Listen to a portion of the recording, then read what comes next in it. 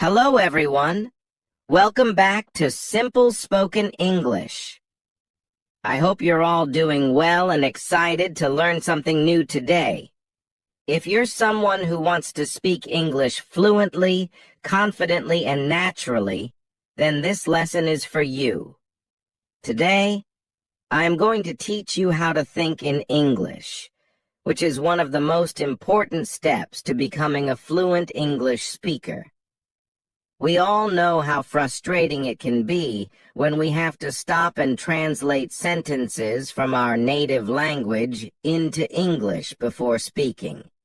It slows us down, makes us feel less confident, and often leads to mistakes.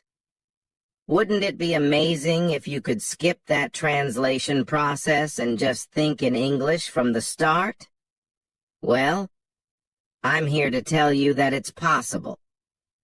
By following 4 simple stages, you can train your brain to think directly in English.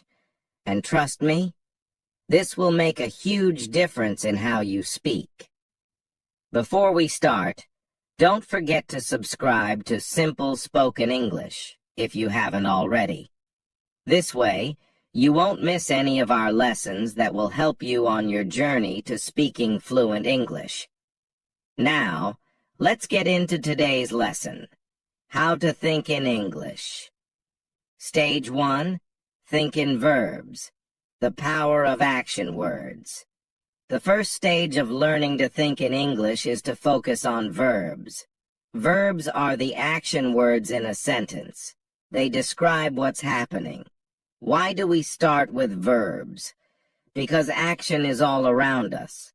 And if we can think about what's happening in English, we can start forming sentences in our heads more quickly. Let's take an example. Imagine you are walking through New York City, specifically in Central Park. You see people everywhere, all engaged in different activities. What are they doing? Some people are running, others are talking. You see a dog chasing a ball, and someone is feeding pigeons. These actions are described using verbs: run, talk, chase, feed. By observing the actions around you, you can start thinking about them in English. This process of observing and identifying actions is something you can do anywhere. Whether you're standing at a bus stop in London, waiting at a traffic light, or sitting in a cafe in Paris, there are always actions happening around you. For example, on a busy street in Tokyo, you might see people walking quickly, someone riding a bicycle, or a group of friends laughing. You can mentally note these actions in English. Walk, ride, laugh. But what if you're at home, where there's not much happening? You can still practice thinking in verbs by imagining scenarios or using pictures. For instance, look at a photo of a family picnic. What actions do you see? Maybe they are eating, playing, or relaxing. Even when you're indoors, you can practice identifying actions by thinking about what you might do in different situations. Imagine you're in your kitchen. You might be cooking, cleaning, or washing dishes. Key practice tip. Set aside 5 to 10 minutes each day to practice thinking in verbs. Pick a different place each day and focus on the actions happening around you.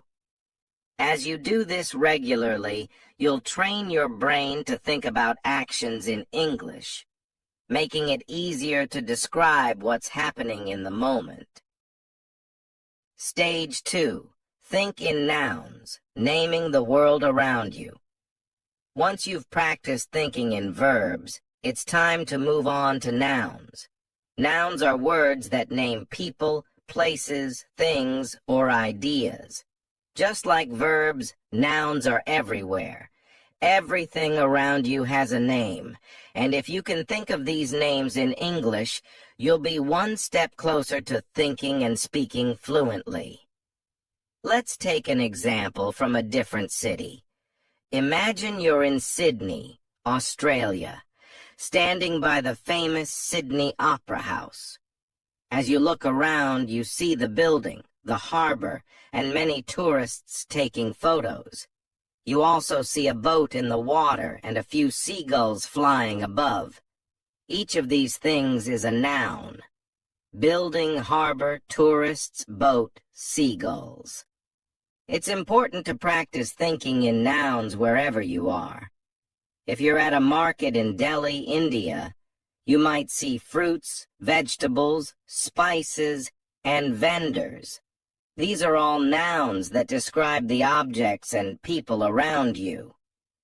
Even if you're just sitting in your room, you can look around and identify nouns. For example, you might see a table, a chair, a book, and a laptop. Another great way to practice thinking in nouns is to describe what you're carrying with you. What's in your bag? Maybe you have a phone, some keys, and a wallet. If you practice naming these objects in English, it will soon become second nature. Over time, this will help you think faster and more clearly in English. Key practice tip. Spend a few minutes each day naming the objects around you in English. Whether you're outside, at home, or even traveling, challenge yourself to identify everything in English. For instance, if you're visiting Barcelona, Spain, look around and name things like buildings, bicycles, cafes, and tourists. The more you practice this, the more your brain will automatically think in English. Stage 3. Think in sentences, connecting verbs and nouns. Once you're comfortable thinking in verbs and nouns, it's time to move on to the next step, thinking in sentences. This is where you start putting verbs and nouns together to describe what's happening around you in full sentences. At this stage, it's important to start simple. Don't worry about making long, complicated sentences. Just focus on creating short, clear sentences that describe what you see. For example, if you're in Cape Town, South Africa, looking at Table Mountain, you might say, "The tourists are climbing the mountain. The sun is shining. The wind is blowing." These are simple, but they allow you to practice thinking in complete sentences. Now, let's imagine you're in Toronto, Canada, sitting in a park. What's happening around you? You could describe the scene like this. A family is having a picnic. The children are playing with a ball. The birds are flying in the sky. These sentences are short, but they effectively describe what's happening around you. As you become more comfortable, you can start making your sentences longer. For example, if you're in Berlin, Germany, walking near the Brandenburg Gate, you might say, "A group of tourists is taking pictures of the monument. Some of them are listening to their tour guide, while others are checking their maps." This sentence combines multiple verbs and nouns, giving a fuller description of the scene. The goal here is to get used to thinking in sentences instead of just words. This will help you when you're speaking, as you won't have to stop and think about each individual word. Your brain will automatically form sentences in English. Key practice tip. Every day, take 10-15 minutes to describe your surroundings in sentences. Whether you're at home, in the office, or walking through a new city, try to form complete sentences in your head that describe what's happening. If you're in a cafe in Rome, Italy, you might say, "The waiter is serving coffee. Two friends are chatting at the next table. A couple is reading a menu. This practice will make thinking in English much more natural. Stage 4. Think in paragraphs, bringing it all together. The final stage is to move from thinking in sentences to thinking in paragraphs. This means describing everything around you in more detail, telling a full story, or creating a more vivid picture of the scene. Imagine you're visiting the Great Wall of China. Here's how you might describe it in a paragraph. I'm standing on the Great Wall, and the view is incredible. The mountains stretch out as far as I can see, and the wall winds its way across the landscape. There are tourists all around me, taking pictures and walking along the wall. I can hear people speaking in different languages, and there's a cool breeze blowing through the air. The steps are steep, and the stone is worn from centuries of use.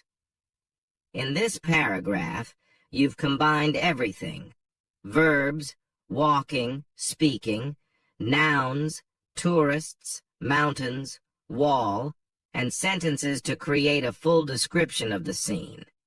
By practicing this, you'll start thinking in English more naturally, as you won't just be forming short sentences. You'll be able to describe things in full detail. Let's take another example. Imagine you're walking through a bustling market in Istanbul, Turkey. You might describe the scene like this. The market is filled with people, all busy shopping and bargaining with the vendors. I can smell the spices in the air, and the bright colors of the rugs and textiles catch my eye. A man is selling tea from a cart, and groups of tourists are taking photos. The sound of people talking and laughing fills the air, and the atmosphere is lively and energetic. When you practice thinking in paragraphs like this, you are training your brain to describe events and scenes in full detail without stopping to translate from your native language. This stage is essential because it helps you not only think in English but also express your thoughts in a more coherent and fluent way. By focusing on forming paragraphs, you can talk more naturally and at length, which is key when you're aiming for fluency. Let's take one more example to practice. Imagine you're sitting in a cozy cafe in Amsterdam, Netherlands. Here's how you might describe the scene in a paragraph. I'm sitting at a small table by the window sipping my coffee. The cafe is warm and inviting, with soft music playing in the background.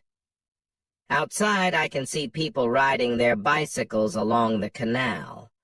The sky is cloudy, and it looks like it might rain soon. Inside, a few people are reading books, and a couple is chatting quietly over their breakfast. The smell of freshly baked bread fills the air, and the atmosphere is calm and peaceful. In this paragraph, you've combined all the elements, verbs, nouns, and sentences, to create a vivid picture of the scene. This is the final stage of thinking in English, where you can describe situations in detail, just as you would in your native language.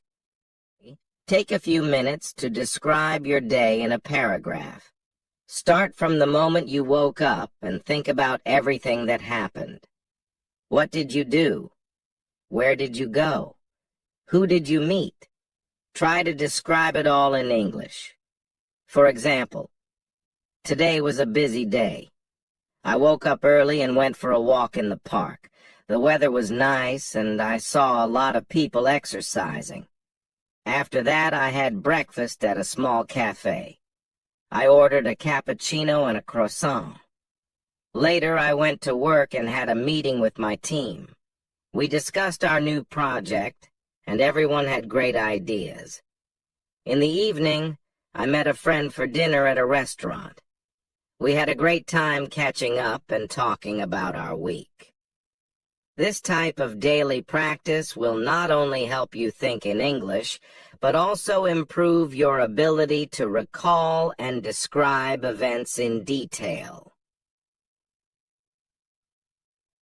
Putting it all together. Achieving fluency through practice. By now, you should have a clear understanding of the 4 stages of thinking in English. Think in verbs. Focus on action words and describe what is happening around you. Think in nouns. Name the people, places, and things you see in your surroundings. Think in sentences. Combine verbs and nouns to form short, simple sentences. Think in paragraphs. Bring everything together to create detailed descriptions of scenes and events. Each of these stages builds on the previous one, helping you develop the ability to think directly in English without the need for translation. It's important to practice each stage regularly, as this will train your brain to process information in English more naturally. Why thinking in English is essential for fluency. Now that you understand the stages, let's talk about why this method works. When you first start learning English, you likely translate from your native language. This is natural, but it creates a delay in your speaking. Instead of speaking smoothly, you have to pause and think about what to say, which can make you feel less confident. By practicing thinking in English, you eliminate that translation step. Your thoughts will naturally form in English, making your speech faster and more fluid. When you can think in English, you'll also find it easier to have conversations, express your ideas, and respond quickly in discussions. For example, imagine you're at a job interview in London, and the interviewer asks you to describe a challenging situation you faced at work. If you're thinking in your native language, you might need a moment to translate your thoughts into English. But if you've trained yourself to think in English, you can respond immediately and confidently without hesitation. The same goes for everyday conversations. Whether you're chatting with friends, giving a presentation, or even ordering food at a restaurant, being able to think in English will make the process much smoother. Practical exercises to help you think in English. Now that you've learned the 4 stages, here are some practical exercises you can do to improve your ability to think in English. Daily observations. Spend 10-15 minutes each day observing your surroundings and describing them in English. Whether you're on the bus, at the park, or walking through your neighborhood, challenge yourself to describe everything you see using verbs, nouns, and sentences. 2. Picture descriptions. Find a photo from a magazine, website, or your own photo album. Look at the picture closely and describe everything you see in English. For example, if you're looking at a picture of a beach, you could say, "The sand is white and the water is crystal clear. There are a few people swimming and some children are building a sand castle. In the distance I can see a boat sailing on the horizon." Cow. Write a journal. At the end of each day, write a short journal entry in English. Start by describing what you did that day, where you went, and who you met. As you practice, try to include more details in your descriptions. B. Talk to yourself. If you don't have anyone to practice speaking English with, you can practice by talking to yourself. Pick a topic and try to talk about it for a few minutes. For example, you could describe your favorite movie, explain how to make your favorite dish, or talk about your plans for the weekend. 5. Set language challenges. Challenge yourself to think in English for short periods throughout the day. For example, set a timer for 5 minutes and commit to thinking only in English during that time. Gradually increase the time as you become more comfortable. Final thoughts. The road to fluency. Learning to think in English is a journey, and it requires patience and practice. The more you engage with the language, the more natural it will feel to think, speak, and express yourself in English. By following the 4 stages, verbs, nouns, sentences, and paragraphs, you'll build a strong foundation for fluency. Remember, the key to success is consistency. Practice every day, even if it's just for a few minutes, and you'll see improvement over time. It's normal to make mistakes along the way, but don't let that discourage you. Every mistake is an opportunity to learn and grow. So, are you ready to take the next step on your English learning journey? Start practicing today, and soon you'll be thinking in English like a native speaker. Thank you for joining me in today's lesson on simple spoken English. Don't forget to like this video, subscribe to our channel, and hit the notification bell so you won't miss any of our upcoming lessons. Keep practicing, stay curious, and I'll see you in the next lesson.